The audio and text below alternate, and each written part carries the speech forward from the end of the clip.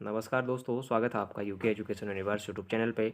दोस्तों, परीक्षावाणी संक्षिप्त अवलोकन सीरीज हमारा चल रहा है। आज सीरीज का 32वां वीडियो हम लेकर आ रहे हैं। इस बीच हमने 600 क्वेश्चनों को ख़त्म कर दिया है। अगर आप लोगों ने वो वीडियोज़ नहीं देखे हैं तो प्लेलिस्ट का लिंक मैं वीडियो के डिस्क्रिप्शन बॉक्स पर डाल दूँगा, आप लोग जाके वहाँ से उनको भी वॉच कर सकते हैं। तो दोस्तों, आज का पहला क्वेश्चन है, 900 से 1800 मीटर की ऊंचाई में पाए जाने वाले कोणधारी वनों का प्रमुख वृक्ष है। तो दोस्तों, चीड़ इसका प्रमुख वृक्ष के रूप में जाना जाता है। आपको डायरेक्टली क्वेश्चन पूछा जाता है कि कोणधारी वनों का प्रमुख वृक्ष के रूप में किसे जाना जाता है, तो चीड़ आप लोग आंसर करेंगे।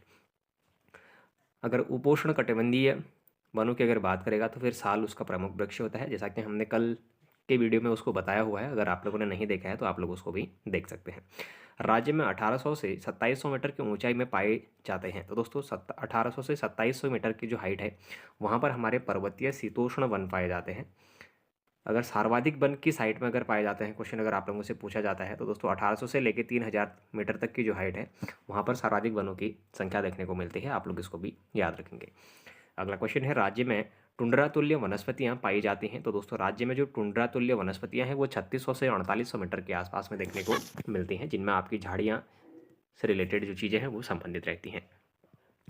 फिर देखिएगा, चीड़ से वह कौन सा पदार्थ प्राप्त होता है जिसका उपयोग तारपीन बनाने में किया जाता है। तो दोस्तों, लीसे का जो उत्पादन है वो आपका चीड़ वृक्ष से किया जाता है। अच्छा दोस्तों, लीसा टिपान का कार्य कब किया गया था और चीड़ वृक्ष पर ट्रेल के द्वारा प्रतिबंध कब लगाया गया था, ये आप लोग मुझे कमेंट बॉक्स में बताएंगे। फिर देखिएगा, बांज वृक्ष की पूरे विश्व में कितनी प्रजातियां पाई जाती हैं। तो दोस्तों, बांज वृक्ष के पूरे विश्व में 40 प्रजातियां पाई जाती हैं, ये आप लोग याद रखेंगे। बांज की कौन सी प्रजाति उत्तराखंड की पर्यावरण सुरक्षा प्रजाति व जनमानस की उपयोगिता की दृष्टि से अत्यधिक महत्वपूर्ण है। तो दोस्तों, अगर देखा जाए तो इसको हमारा हरा सोना के रूप में भी जाना जाता है। और अगर इस वृक्ष को देखा जाए तो दोस्तों, पानी की उत्तम सुविधा के लिए भी इसको महत्वपूर्ण माना जाता है। अगर देखें तो दोस्तों, उत्तराखंड में जो पर्यावरण सुरक्षा में प्रजाति जो जनमानस की उपयोगिता के लिए अगर सर्वोत्तम वृक्ष माना जाता है वो हमारा सफ़ेद बुरांस को माना जाता है। ये काफ़ी महत्वपूर्ण क्वेश्चन है, इससे पहले एक बार आपका एग्जाम में आ चुका है। उसके बाद देखिएगा, राज्य में हरा सोना कहा जाता है। तो दोस्तों, राज्य में जो हरा सोना है वो बांज वृक्ष को कहा जाता है। सबसे उत्तम इमारती लकड़ी व तेल निकालने हेतु उपयोगी है। तो दोस्तों, देवदार वृक्ष जो है वो आपका सर्वोत्तम इमारती लकड़ी भी इससे निकलती है और दूसरी चीज़ आपका तेल निकालने के लिए भी इसका प्रयोग किया जाता है। राज्य में अनुमानित कुल वृक्ष निधि में से सर्वाधिक अंश है। तो दोस्तों, अगर वृक्षों की अगर सर्वाधिक संख्या में अगर किस वृक्ष की संख्या है अगर आप लोगों को देखा जाए तो इसमें वृक्ष निधि के सर्वाधिक अंश की बात कर रहा है, तो चीड़ वृक्ष को हमारा प्रथम ऐसा वृक्ष है जिसकी संख्या सर्वाधिक देखने को मिली है। तो आप लोग चीड़ को जरूर याद रखेंगे। टिहरी रियासत के विरुद्ध 1930 में चले रवाई या तिलाड़ी आंदोलन का उद्देश्य था। तो दोस्तों, नए वन कानूनों को समाप्त करना तिलाड़ी या फिर जो आपकी रवाई क्षेत्र में आंदोलन था उसका उद्देश्य देखने को मिलता है। दोस्तों, क्वेश्चन पूछा जाता है कि तिलाड़ी या फिर रवाई कांड कब हुआ था। तो दोस्तों, इसकी जो डेट है वो आप लोगों को याद रखनी है, 30 मई 1930। ये डेट सहित पूछ लिया जाता है, तो अगर आपको डेट पूछता है तो आप लोग 30 मई 1930 को याद रखेंगे।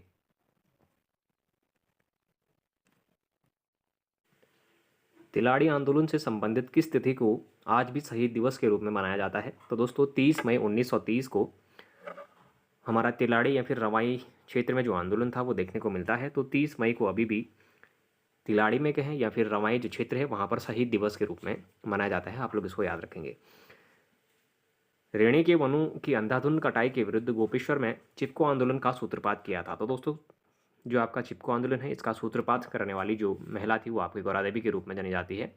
1974 में गौरा देवी के द्वारा जो रेणी के वनों हैं उनकी अंधाधुंध कटाई के विरुद्ध वहाँ पर कार्यवाही की गई थी, आप लोग इसको भी याद रखेंगे।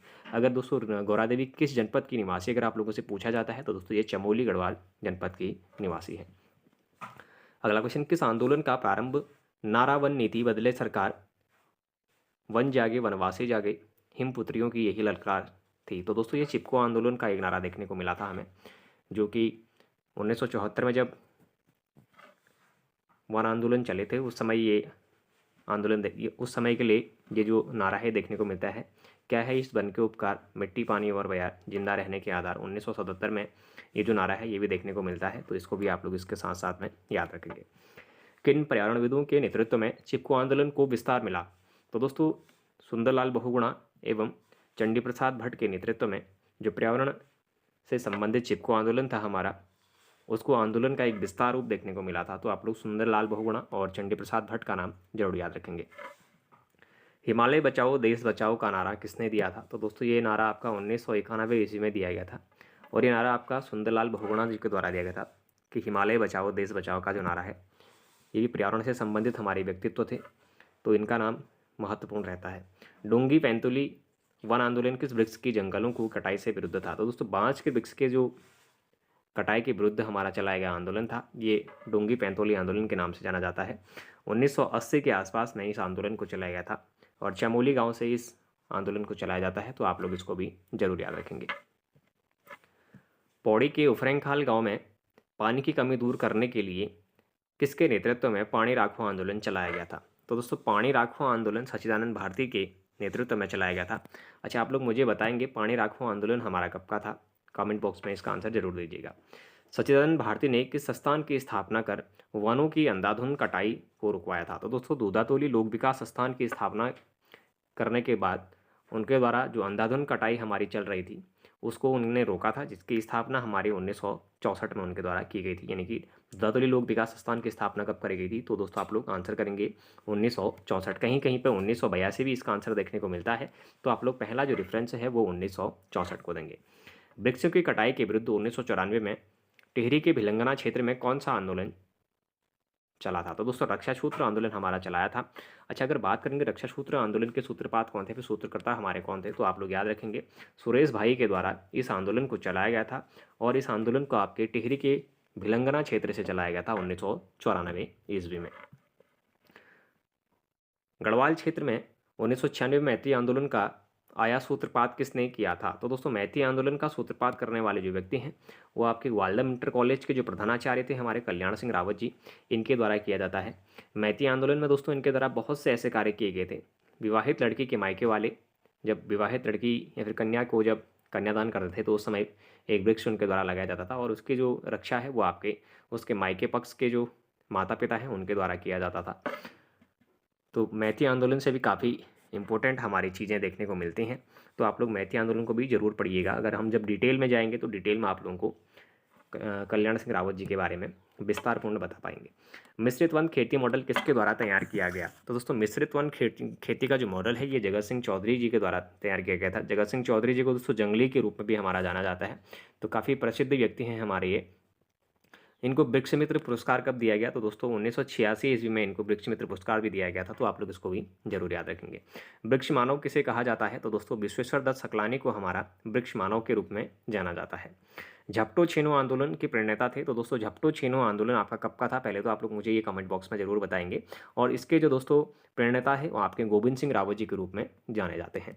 राज्य में कितने राष्ट्रीय उद्यान हैं? तो दोस्तों राज्य में हमारे 6 राष्ट्रीय उद्यान हैं। और वहीं बात करें तो वन्यजीव विहार कितने हैं? तो दोस्तों हमारे 7 वन्यजीव विहार हैं और आपके 4 संरक्षित फिर आरक्षित क्षेत्र हैं। अच्छा दोस्तों, अगर आप लोगों को ट्रिक के माध्यम से अगर इसको याद करना है तो कुमाऊं में कितने जिले हैं? हमारे 6 जिले हैं। गढ़वाल में कितने जिले हैं? तो हमारे 7 हैं।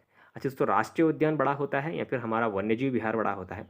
तो दोस्तों राष्ट्रीय उद्यान में प्रतिबंधित क्षेत्र हमारा देखने को मिलता है। तो राष्ट्रीय उद्यान कहने का मतलब है कि अगर आप लोग कुमाऊं को रिलेट करते हुए अगर आप लोगों से ये पूछा जाता है कि राज्य में कितने राष्ट्रीय उद्यान हैं, तो आप लोग 6 बोलेंगे, यानी कि कुमाऊं के 6 जिले 6 राष्ट्रीय उद्यान ऐसे करके याद करिएगा। और गढ़वाल के 7 जिले 7 वन्यजीव विहार ऐसे करके आप लोग उसको याद कर सकते हैं। 7 और 6 आपके 13 टोटल हो जाएंगे। और संरक्षित जो आरक्षित क्षेत्र हैं उसको आप नॉर्मली 4 करके याद रख सकते हैं। आगे हम बात करेंगे इन सभी राष्ट्रीय उद्यानों वन्यजीव विहारों पर। तो देखिएगा राज्य का प्रथम चिड़ियाघर है, तो दोस्तों राज्य का जो पहला चिड़ियाघर था वो आपका देहरादून जू के रूप में या फिर देहरादून चिड़ियाघर के रूप में जाना जाता है। 2016 में इसको चित्रित किया जाता है। राज्य का द्वितीय चिड़ियाघर बनेगा, तो दोस्तों राज्य का जो द्वितीय चिड़ियाघर है वो आपका हल्द्वानी में बनने वाला है। वहीं अगर बात करें तो गोविंद वल्लभ पंत राजकीय प्राणी उद्यान स्थित है, तो दोस्तों गोविंद वल्लभ पंत राजकीय प्राणी उद्यान आपका नैनीताल जनपद में स्थित है। 1995 ईस्वी से यहाँ पर स्थापित किया गया है। अगर बात करेंगे राज्य का प्रथम वन्यजीव संरक्षण केंद्र था, तो दोस्तों राज्य का प्रथम वन्यजीव संरक्षण केंद्र हमारा मोतीचूर वन्यजीव विहार के रूप में जाना जाता था, जो 1935 में हमारा देखने को मिलता है। बाद में मोतीचूर चीला को मिलाकर हमारा राज्यजीव राष्ट्रीय उद्यान के रूप में विकसित किया जाता है। तो कंफ्यूज मत करिएगा कि राज्य का जो पहला अगर वन्यजीव संरक्षण अगर आपको मोतीचूर आता है तो 1935 में आप लोग मोतीचूर को ही आंसर करेंगे। फिर देखिएगा एशिया के प्रथम राष्ट्रीय उद्यान की स्थापना कब की गई? तो दोस्तों एशिया के प्रथम जो राष्ट्रीय उद्यान है उसकी स्थापना 1936 में करी जाती है। कार्बेट राष्ट्रीय उद्यान की यहाँ पर बात हो रही है। लेकिन जो अगर मोतीचूर वन्यजीव विहार की अगर स्थापना की अगर बात करेगा तो 1935 उसका सही आंसर है। वन्यजीव विहार और दोस्तों राष्ट्रीय उद्यान में अंतर होता है, आप लोग उसको जरूर समझिएगा। जिम कॉर्बेट राष्ट्रीय उद्यान का विस्तार है। तो दोस्तों जिम कॉर्बेट जो राष्ट्रीय उद्यान है ये आपका पौड़ी और नैनीताल जनपद में है। इसका अधिकांश भाग पौड़ी गढ़वाल जनपद में देखने को मिलता है। वहीं अगर बात करें तो दोस्तों कार्बेट राष्ट्रीय उद्यान के मध्य से होकर बहने वाली जो नदी है उसका नाम क्या है? आप लोग मुझे कमेंट बॉक्स में जरूर बताएंगे। इससे पहले की वीडियो में मैंने वो चीज़ें बताई हुई हैं। पाटली दून किस राष्ट्रीय उद्यान के मध्य में है? तो दोस्तों पाटली दून तो हमने बता दिया था, पाटली दून बोले या फिर पतली दून बोले, ये आपका जिम कॉर्बेट जो राष्ट्रीय उद्यान है उसके मध्य में है। लेकिन इसके मध्य से कौन सी नदी बहती है, इसका आंसर आप लोग मुझे कमेंट बॉक्स में बताएंगे। फिर देखिएगा कार्बेट को प्रोजेक्ट टाइगर के अंतर्गत कब शामिल किया गया? तो दोस्तों कार्बेट को प्रोजेक्ट टाइगर के अंतर्गत 1973 में हमारा शामिल किया जाता है। वहीं अगर बात करेंगे तो दोस्तों राजाजी राष्ट्रीय उद्यान को प्रोजेक्ट टाइगर के अंतर्गत कब शामिल किया गया? तो दोस्तों 2015 में राजाजी को राष्ट्रीय उद्यान के अंतर्गत शामिल किया जाता है। कहीं कहीं पर 2016 भी देखने को मिलता है, लेकिन आप लोग पहला जो रेफरेंस है वो 2015 को देंगे। प्रोजेक्ट टाइगर के अंतर्गत शामिल उद्यानों में बाघों की संख्या की गणना होती है। तो दोस्तों प्रोजेक्ट टाइगर के अंतर्गत जो उद्यान है, उद्यानों में जो बाघों की गणना की संख्या है वो प्रतिवर्ष हमारी देखने को मिलती है। तो आप लोग इसको भी जरूर याद रखिएगा। अगर अभी बाघों की गणना की दृष्टि से देखें तो आपका उत्तराखंड हमारा तीसरे नंबर पर देखने को मिलता है। सर्वाधिक बाघों की संख्या अभी मध्य प्रदेश में देखने को मिली थी, उसके बाद कर्नाटक में, उसके बाद आपकी उत्तराखंड में देखने को मिली थी। फिर देखिएगा फ्रैंक स्माइथ ने फूलों की घाटी की खोज कब की थी? तो दोस्तों फूलों की घाटी की खोज फ्रैंक स्माइथ के द्वारा 1931 में की जाती है। दोस्तों फूलों की घाटी कहाँ पर है? तो ये आपका चमोली जनपद में स्थित है। अच्छा दोस्तों, द वैली ऑफ फ्लावर्स पुस्तक की रचना फ्रैंक स्माइथ ने कब की थी? इसका आंसर आप लोग मुझे कमेंट बॉक्स में जरूर देंगे। फूलों की घाटी राष्ट्रीय उद्यान स्थित है। तो दोस्तों नर एवं गंधमादन पर्वतों के मध्य में फूलों की घाटी राष्ट्रीय उद्यान हमारी स्थित है। और फूलों की घाटी में कौन सी नदी बहती है? तो दोस्तों फूलों की घाटी के मध्य से होकर बहने वाली नदी कौन सी है, क्वेश्चन पूछ लिया जाता है तो आप लोग पुष्पावती नदी के रूप में याद रखेंगे। दोस्तों फूलों की घाटी के मध्य में एक ताल भी है जिसे आंचरी ताल के रूप में भी जाना जाता है, आप लोग इसको भी याद रखेंगे। नंदा देवी राष्ट्रीय उद्यान की स्थापना कब की गई थी? तो दोस्तों नंदा देवी राष्ट्रीय उद्यान की जो स्थापना है ये आपकी 1982 ईस्वी में करी जाती है। आप लोग फूलों की घाटी और नंदा देवी राष्ट्रीय उद्यान दोनों को ही याद कर सकते हैं, दोनों ही आपके 1982 में देखने को मिलते हैं। 1980 में स्थापित गोविंद राष्ट्रीय उद्यान कहाँ स्थित है? तो दोस्तों 1980 में जो स्थापित है गोविंद राष्ट्रीय उद्यान, सबसे प्रथम जो वन्यजीव विहार है उसकी जब बात करेंगे वो अलग चीज़ है और राष्ट्रीय उद्यान अलग है। दोस्तों अगर वन्यजीव विहार बोलेगा तो गोविंद वन्यजीव विहार ये आपका 1955 का है जो कि उत्तरकाशी जनपद में पड़ता है। वहीं अगर गोविंद राष्ट्रीय उद्यान की जब बात करेगा तो ये 1980 का है, उत्तरकाशी जनपद में हमारा देखने को मिलता है। तो इन दोनों में आप लोगों ने कन्फ्यूजन नहीं करना है। जब वन्यजीव विहार कहेगा तो 1955 का है और राष्ट्रीय उद्यान कहेगा तो 1980 हमारा वहाँ पर देखने को मिलता है। दोनों ही ये हमारे उत्तरकाशी जनपद में देखने को मिलते हैं।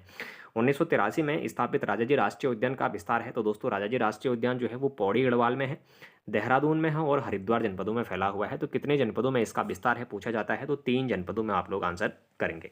सर्वाधिक हाथी व बारहसिंगों वाला राष्ट्रीय उद्यान है। तो दोस्तों सर्वाधिक हाथी और बारहसिंगा वाले जो राष्ट्रीय उद्यान है वो आपके राजाजी के रूप में जाने जाते हैं। दोस्तों राजाजी राष्ट्रीय उद्यान का जो क्षेत्रफल है वो कितना है, आप लोग मुझे एक बार कमेंट बॉक्स में जरूर बताएंगे। इससे पहले मैंने इसकी सारी डिटेल्स में इन चीज़ों को बताया हुआ है। सबसे बड़ा व सबसे छोटा राष्ट्रीय उद्यान है। तो दोस्तों सबसे बड़ा और सबसे छोटा अगर राष्ट्रीय उद्यान की अगर मैं बात करूं तो दोस्तों सबसे बड़ा जो राष्ट्रीय उद्यान है वो आपका गंगोत्री के रूप में देखा जाता है। 2390 वर्ग किलोमीटर क्षेत्रफल में ये फैला हुआ है। और अगर वहीं बात करेंगे हम फूलों की घाटी की तो दोस्तों 87 कुछ पॉइंट में है, अभी मुझे याद नहीं आ रहा है, लेकिन इतना आप लोग जरूर उसको भी याद रख लेंगे, उसको भी कन्फर्म कर लीजिएगा।